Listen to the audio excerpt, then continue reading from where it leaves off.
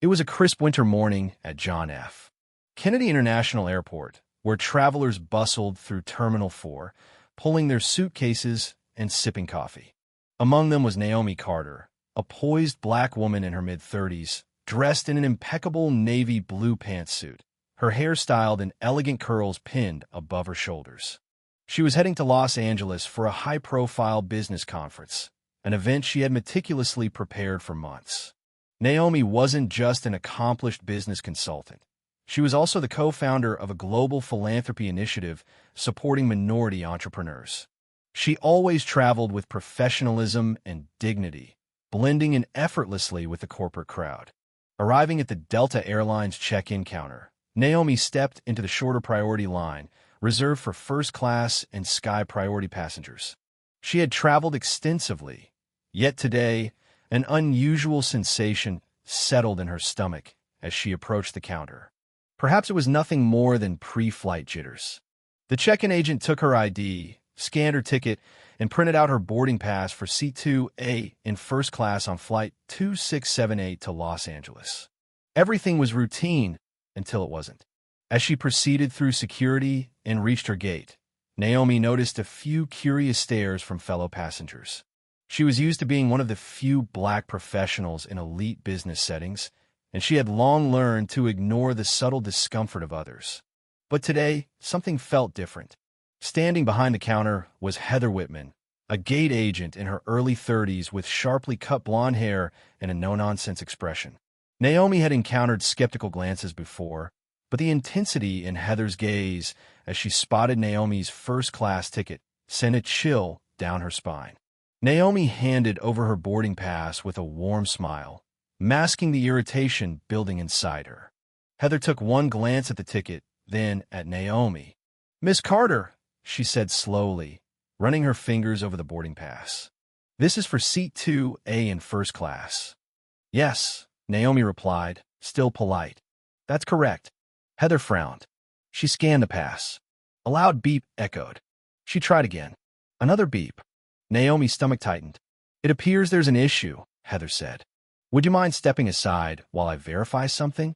Naomi, aware of the growing line behind her, reluctantly stepped to the side, gripping the handle of her designer carry-on. A minute passed, then two. Heather whispered to another gate agent, who stole a glance at Naomi and shrugged. Finally, a uniformed Delta security officer named Greg Landon approached. "Miss Carter, we need to verify your seat assignment," Greg said, his voice controlled but firm. "Can I see your ID and the credit card used for this purchase?" Naomi's breath caught. She had never been asked to verify her credit card at the gate. It was absurd. Passengers behind her exchanged glances. Some pulled out their phones. She could hear murmurs. She was being scrutinized in a way no other first-class passenger had been. "I'm sorry, but why is this necessary?" Naomi asked, her voice calm, yet edged with restrained anger. Heather folded her arms. "We've had incidents of fraudulent ticket purchases. We need to confirm everything is in order." Naomi inhaled sharply. "I've traveled first class numerous times. My ID matches my boarding pass. There is no issue." Heather's lips pursed. "Just standard procedure, Miss Carter." Greg scanned the boarding pass with his device. Within seconds, her name, seat, and ticket details appeared on the screen. He turned back to Heather. "Her ticket is valid." But Heather wasn't satisfied. "I'm sorry, but we still can't allow you to board first class. You'll have to take a seat in coach or disembark." A collective gasp rippled through the waiting passengers. Naomi's cheeks burned. "Excuse me." "If you won't comply," Heather continued, "I'll have to call airport security." And then she did. Two airport police officers arrived, their expressions neutral but firm. "Ma'am, we need you to come with us," one of them said gently. Naomi's heartbeat pounded. Was this really happening? She had a legitimate first-class ticket, and yet she was being treated like a criminal. As she was led away, she spotted an older white gentleman she had briefly spoken with earlier. He rushed toward them. "I saw her ticket. It's real. This is wrong." But the officers didn't hesitate. Naomi was removed from the boarding area as bystanders recorded the scene, their phones capturing every second of her humiliation. Little did Heather and the Delta staff know, Naomi Carter was married to the man who owned a controlling stake in Delta Airlines. The phone call that changed everything. Sitting in a private airport lounge, Naomi, still shaken, pulled out her phone and dialed the only person who could turn this around. Her husband, Jonathan Carter, CEO of Carter Global Holdings, the company that had recently acquired a majority stake in Delta Airlines. Naomi. Jonathan's voice came through. What's wrong? Naomi exhaled sharply. I was just removed from my first-class seat on a Delta flight because the gate agent thought I didn't belong there. Silence. Then his voice hardened. Wait. What? Naomi detailed the entire incident, her voice trembling with barely suppressed fury. Jonathan listened quietly, his breathing controlled, but she could feel his anger brewing.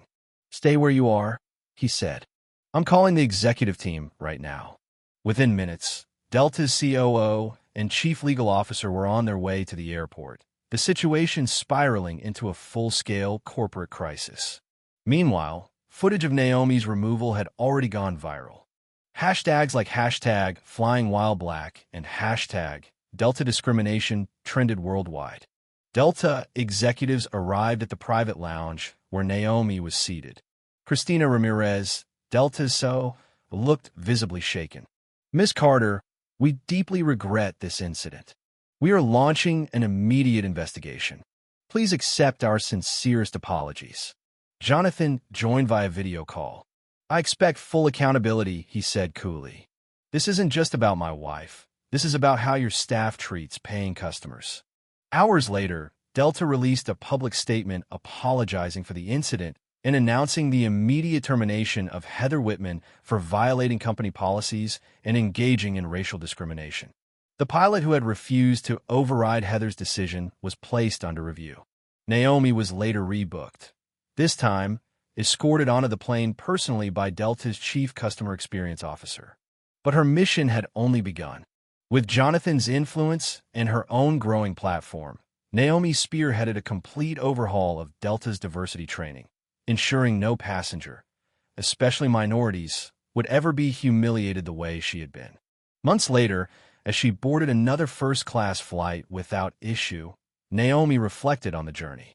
What had started as an act of blatant discrimination had become a movement for corporate accountability. She had turned her personal pain into systemic change. And as the plane lifted into the sky, Naomi smiled. She had taken back her dignity and ensured countless others would never have to fight for theirs.